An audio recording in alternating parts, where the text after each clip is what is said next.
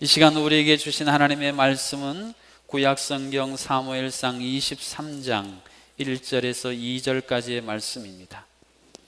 구약성경 447쪽에 있는 사무엘상 23장 1절에서 2절까지의 말씀입니다.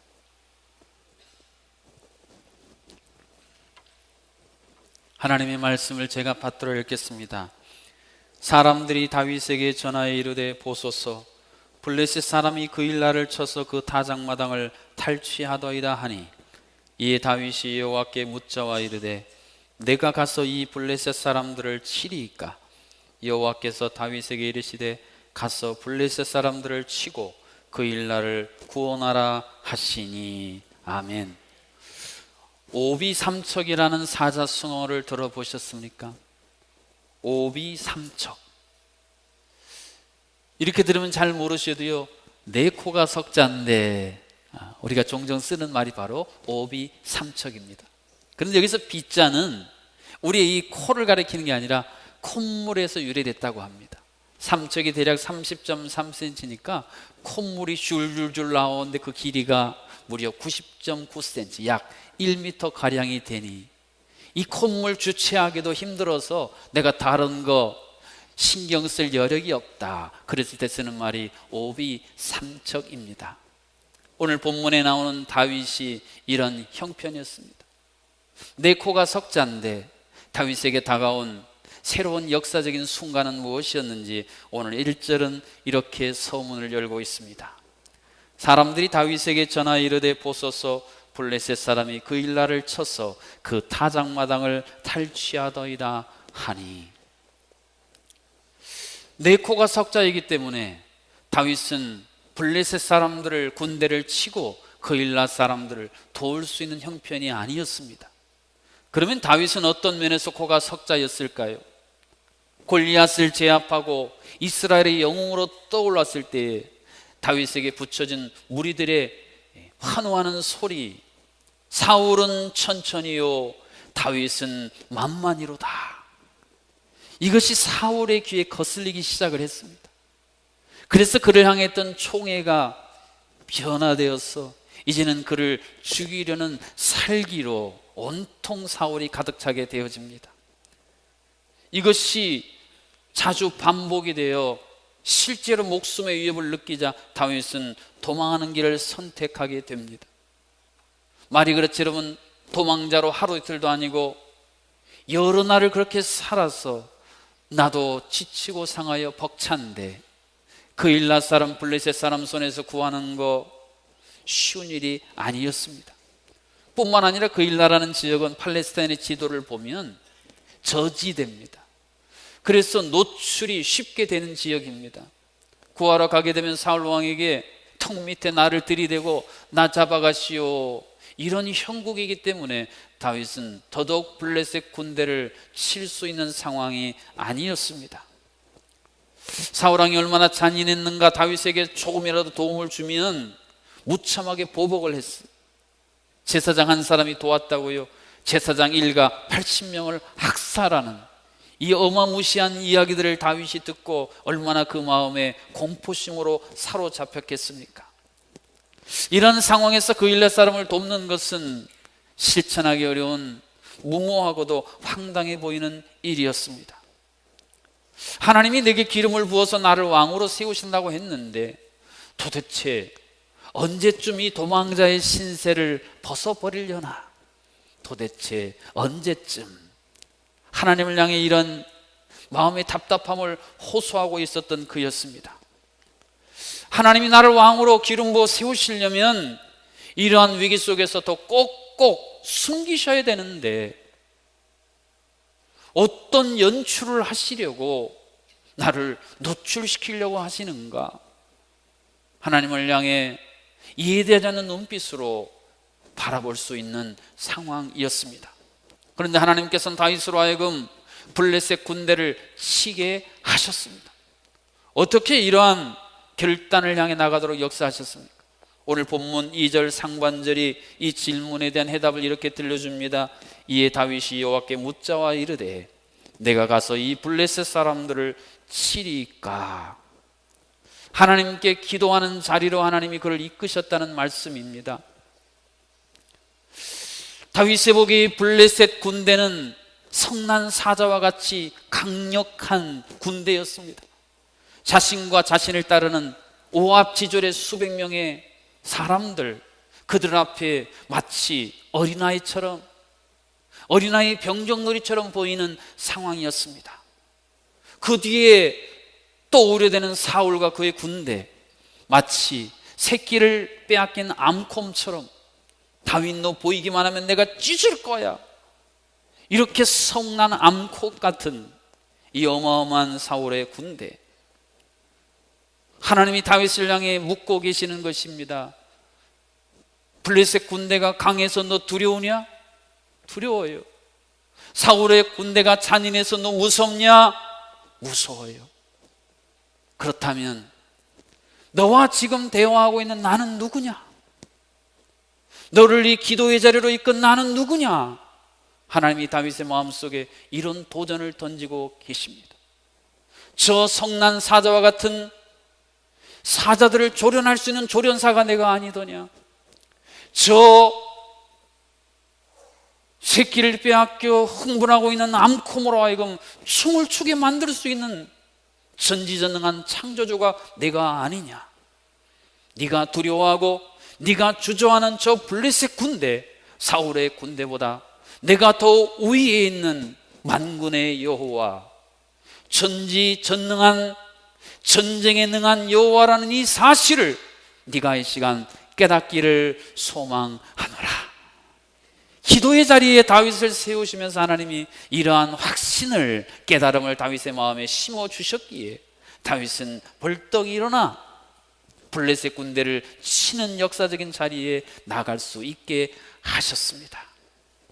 뿐만 아니라 오늘 2절 하반절에 보니까 여호와께서 다윗에게 이르시되 가서 블레셋 사람들을 치고 그 일날을 구원하라 하시니, 하나님이 직접 다윗에게 사명장을 수여하시는 장면이 기록되어져 있습니다. 별 볼 일 없었던 사람들도요, 대통령이 사명장, 신임장 주면요, 그거 붙들고 가면 걸음걸이부터 달라지게 되어 있습니다. 하나님이 처음에 사무엘을 통해 그에게 기름 부었을 때 그의 마음속에 일어났던 그 위대한 비전, 아버지도 나를 무시하고 형들도 아무렇지 않게 여겼던 내가 이 위대한 역사를 이루게 되리라고 하는 이 새로운 꿈이 새순처럼 돋아났던 그 모든 것이 도망자의 신세가 되면서 다 밑바닥에 가라앉아 버렸습니다.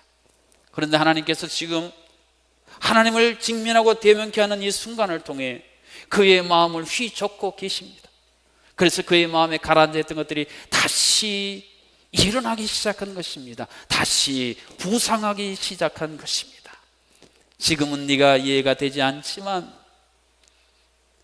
내가 너에게 준 약속은 반드시 성취되고 너는 내 영광의 통로가 될 것이다. 그러니 힘을 내거라. 그러니 앞을 향해 나가거라. 할렐루야.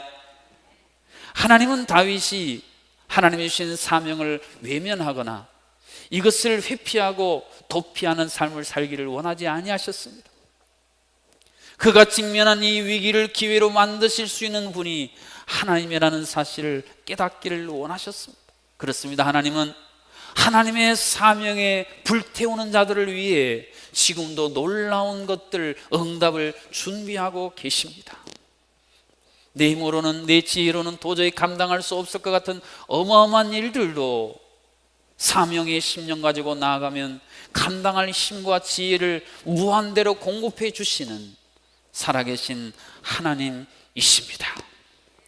성경이 말하는 사명이 무엇일까요?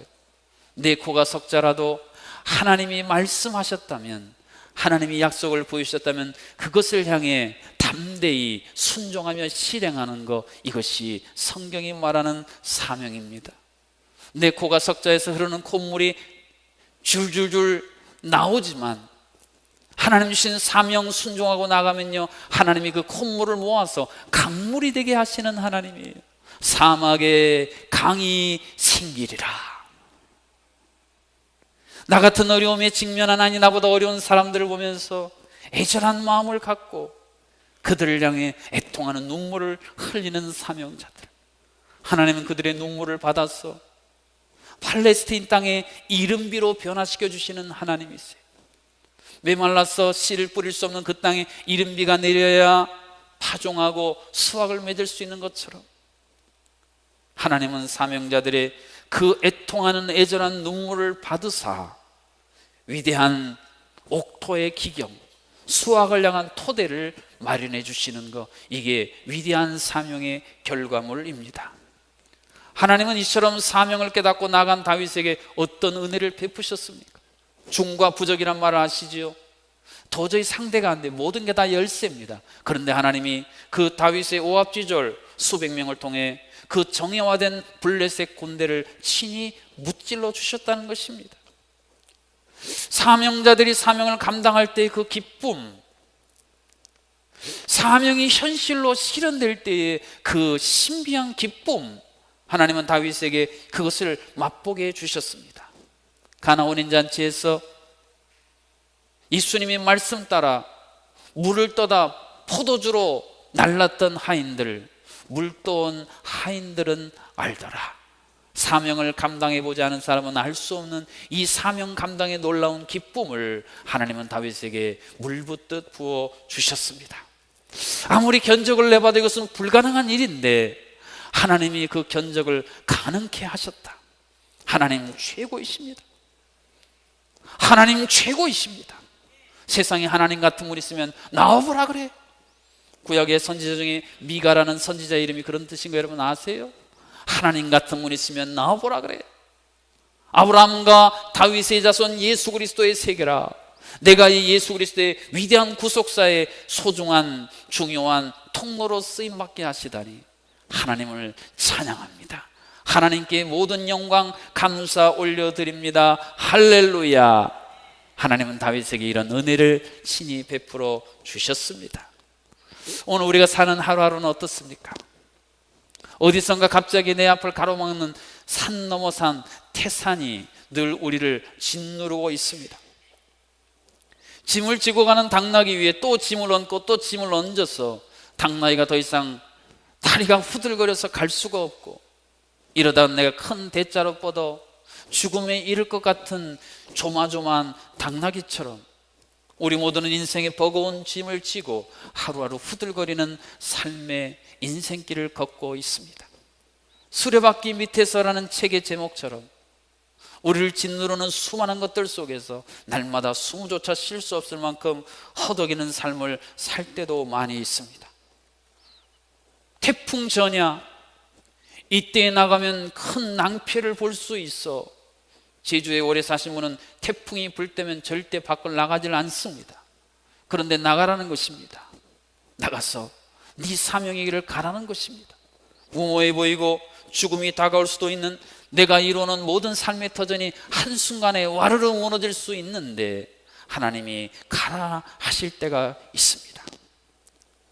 파도 뒤에 파도가 끊임없이 다가오는 것처럼 하나의 시련이 끝났는데 또 시련이 오고 또 시련이 오고, 마치 시련의 시리즈를 내가 달리고 있는 것 같은 절박한 상황 속에서 내가 그래도 그리스도인 성도인데 하나님 존귀 영광 나타내야 되는데 왜 이렇게 나는 세상에 구경거리로 전락하고만 있는 것인가? 뼈아픈 눈물을 삼키며 사명의 사자도 돌아보고 싶지 않은, 사명의 사자만 나와도 사절하고 싶은 마음, 이런 마음을 품고 살아가는 우리들. 그런데 우리들에게도 하나님이 이 시간 명령하십니다. 너 주변에 블레셋 같은 존재들이 위협받는 그 일라 주민들 너희 가서 그 블레셋 군대 치거라 말씀하십니다. 어떻게 우리가 이 사명을 감당할 수가 있을까요? 제주시에서 서귀포로 차를 타고 넘어가다 보면 갑자기 잘 들리던 방송이 지지직거리고 잘 들리질 않습니다. 가청지역에서 난청지역으로 넘어갔기 때문입니다. 그러나 다시 서귀포에서 제주시로 넘어오게 되면 그렇게 잘 안 들리고 소음이 심했던 방송이 뚜렷하게 들리기 시작합니다. 우리 인생사 속에서 나를 향한 하나님의 뜻이 제대로 들리지 않을 때에, 나를 향한 하나님의 계획이 또렷하게 보이지 않을 때 하나님은 우리를 이 시련과 인생의 역경이라는 통로를 통해 하나님을 향해 기도하는 기도의 자리로 옮기실 때가 있습니다. 그제서야 우리는 또렷이 듣고 이해하며 고난이 해석이 되기 시작하고 내가 받아들일 수 없었던 그 상황이, 그 사람들이 수용이 되기를 시작합니다. 그러면 사명의 표대가 또렷이 보이기 시작합니다. 사명의 표대를 또렷이 볼 수 있는 독수리의 눈을 주시고 그 사명을 향해 뛰어나갈 수 있는 암사슴의 발을 주시고 그 사명 굳건히 붙들고 놓치지 않는 사자의 강인함을 하나님이 우리에게 허락해 주시기에 우리도 감당할 수 없는 상황들, 그 속에서도 사명을 향해 나갈 수 있게 지금도 역사하고 계십니다.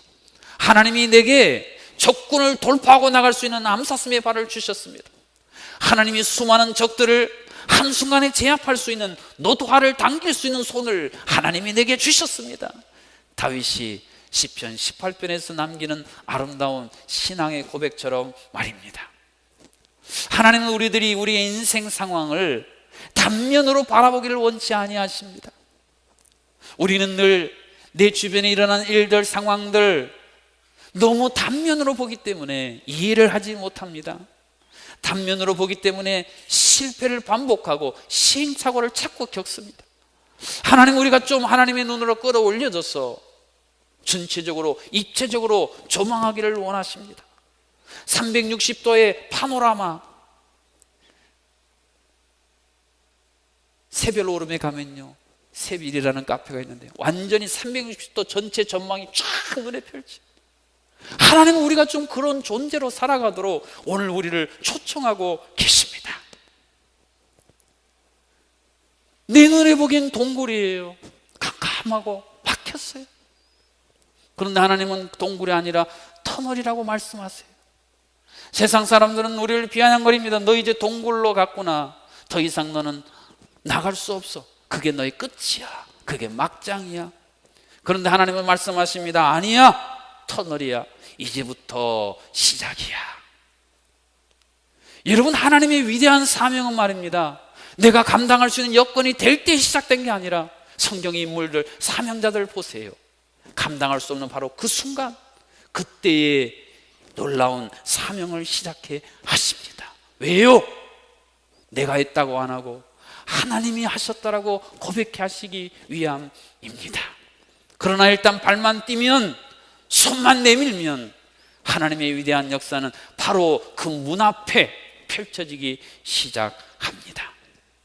하나님이 주시는 사명은 펼쳐진 상황, 인간의 생각을 뛰어넘는 것입니다. 허들 경기하는 거 보셨습니까? 허들 경기하는 선수들이 도대체 왜 그냥 운동장도 뛰기 힘든데 왜 이렇게 장애물들은 많은 것이야? 어떻게 내가 이 장애물들을 넘어? 걱정하는 선수, 주저하는 선수 보셨습니까? 그냥 온 힘을 다해 장애물이 나오는 족족 그것을 뛰어넘고 결승점을 향해 주파해 나가는 것처럼 사명자들은요, 우리가 사명 감당하러 나가는 그 길에 있는 장애물들, 그것들이 보일 때에 낙심하거나 주저앉거나 탄식하지 아니합니다. 설령 가다가 내가 걸려 넘어지는 한이 있어도 담대하게 그것을 향해 나아가는 사람들, 이들이 바로 하나님의 사명자입니다. 이러한 사명자들은 오른손에는 믿음을 붙잡고 왼손에는 사명을 붙잡고 믿음, 사명, 믿음, 사명, 믿음, 사명, 믿사오니, 그리고 담대하게 나아가는 것입니다. 사랑하는 성도 여러분, 어느 때까지 내 생각이라는, 내 장벽이라는 것에 갇혀서 그것에 부딪히느라 하나님 주신 사명과는 상관없는 그런 삶을 반복하시려 하십니까? 사명은요, 대장간에서 연장이 만들어지는 과정이라고도 비유할 수 있겠습니다. 열을 받아서 뜨겁습니다. 무엇인가 나를 내리칩니다. 연장의 입장에서 보면 너무 힘든 어려운 시간들이에요. 그러나 이러한 과정을 거쳐야 진정 원하는 연장으로, 도구로 완성이 되어질 수 있습니다. 하나님이 우리를 하나님의 도구로 쓰시기 위해 시련과 연단이라는 대장간으로 우리를 안내하실 때가 있습니다. 거기서 하나님이 여러 가지 전능하신 능력으로 우리의 고집을요 피우시고 우리의 아집의 껍데기를 깨뜨리시고 우리의 완고하고 패역한 마음, 생각을 완전히 새롭게 만드셔요. 그래서 하나님이 쓰실 만한 새로운 연장으로 새롭게 하시고 사명자로 보내십니다. 모세가 쥐고 있던 지팡이, 양이나 새던 그 지팡이가요, 하나님이 그에게 새로운 사명을 주시자 하나님의 지팡이로 변했다고 출애굽기가 선명하게 기록을 해주고 있습니다. 양이나 새던 그 지팡이, 이제는 홍해를 가르고 반석에서 물을 내는 놀라운 하나님의 도구로 새로워졌던 것처럼 말입니다. 이처럼 하나님의 새로운 사명을 감당하는 자들에게 하나님은 너희가 세상의 소금이다, 이쪽에 가서 소금 가마 한 가마니 이고 저쪽에 가서 또 소금 가마 한 가마 지고 소금 가마 이고 지고 그러느라고 너무 지치고 힘들 때에 마치 인생의 무거운 짐으로 힘들었던 나만을 요단강에 풍덩 입수시킨 것처럼 말입니다. 우리의 인생 요정에 물 가운데로 지나게 하세요. 그러면 이소보에 나오는 당나귀가 소금 싣고 가다가 물 빠졌다 나오니까 완전히 가벼워졌던 것처럼 우리의 무거운 짐 다 가볍게 해주십니다. 수고하고 무거운 짐진 자들아 다 내게로 오라. 한번 따라하세요. 내 짐은 가벼움이라. 내가 언제 그렇게 무거운 짐을 지고 허덕였는가? 우리가 생각도 하지 못하도록 하나님이 우리의 짐을 가볍게 해 주십니다. 금토 성령 수양회를 가는데요, 금요일날 출발하는데 하늘이 먹구름이 쫙 끼어있고 비가 한두 방울씩 내리더라고요. 하나님, 우리 성도님 이제 곧 오실 텐데 비 맞으면 옮길 때 옷 다 젖고 그러면 기도하고 하기 참 힘든데 어떻게 해요? 마음속에 생각하는데 남은 남조로 지나서 노블레 리조트 거의 갔더니요, 그 먹구름이 다 사라지고 햇볕이 쨍쨍 내리쬐는 날씨가 되어졌어요. 아무 어려움 없이 수련회를 잘 마쳤습니다.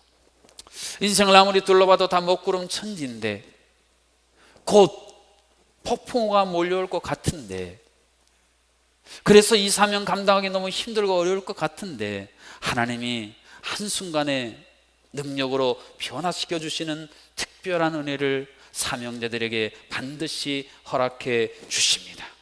우리가 부활주일에 고백했던 것처럼 살아계신 주님이 나의 참된 소망이십니다.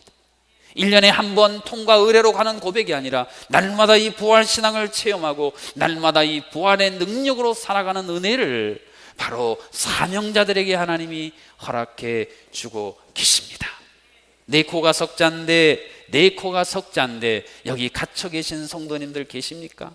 그렇다면 이 시간 진정한 사명의 자리로 여러분을 초청하시는 하나님의 음성을 들으시기를 바랍니다.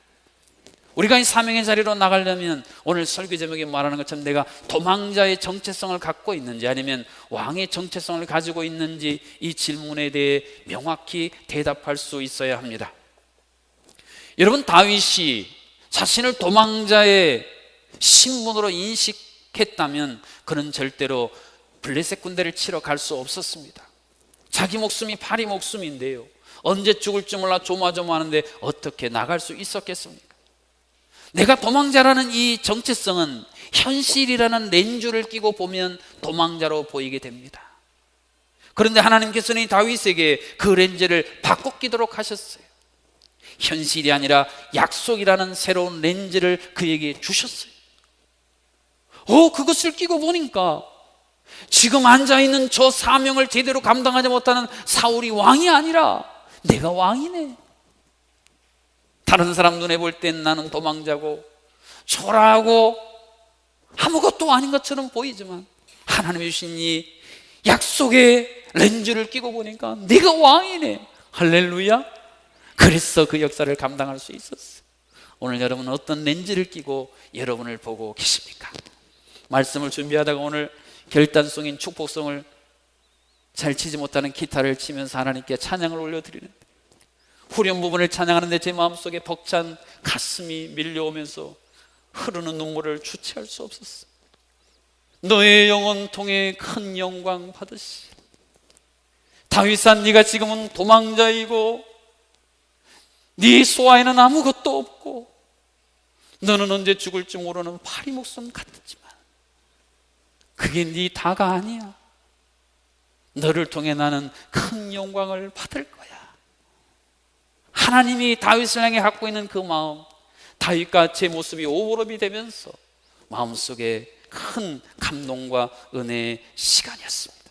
그렇습니다. 하나님은 어제의 도망자를 한순간에 이스라엘의 위대한 제왕으로 변화시킬 수 있는 주권자이신 하나님이십니다. 예수님이 이 땅에 오셔서 가르쳤던 산상수 마태복음 5장 41절을 기억하십니까? 또 누구든지 너로 억지로 오리를 가게 하거든 그 사람과 십리를 동행하라. 오리 가기도 벅찬데 십리까지 가라 하시는 예수님의 교훈이 이해가 되지를 않습니다.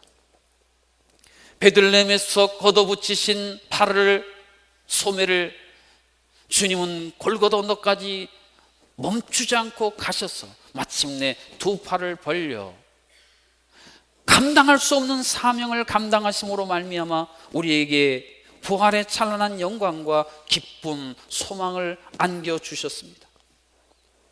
우리도 우리에게 주신 사명을 감당하기 위해 이제 우리의 두 팔을 벌려 하나님을 향해 들어올릴 때가 됐습니다. 모세가 그러했던 것처럼 말입니다. 그러려면 우리가 기도가 무엇인지를 알아야 합니다. 기도에 대해서 어떤 기도 용사가 이렇게 정의한 것이 마음속에 다가왔어요. 기도는 더 높은 보좌가 있다고 말하는 것이다. 한번 따라해 보실까요? 기도는 더 높은 보좌가 있다고 말하는 것이다. 지금 내 눈에는 저들이 대단해 보이고 저들이 모든 것을 움켜쥐고 쥐락펴락하는 것 같지만 내 운명이 저들의 손에 달린 것처럼 보이지만 더 높은 보좌에서 온 세계를 통치하고 계시는 하나님이 있음을 아는 자들, 그들만이 그 모든 눈에 보이는 세력들을 뚫고 하나님을 향해 손을 뻗고 손을 펼칠 수 있는 사명자들이십니다. 하나님은 그런 사명자들을 통해 예수님이 십자가에서 손을 뻗어 온 세상에 하나님이 만왕의 왕이심을 선포한 것처럼 그런 사명자들을 통해 지금도 온 세상에 하나님의 왕이심을 친히 선포하고 계십니다.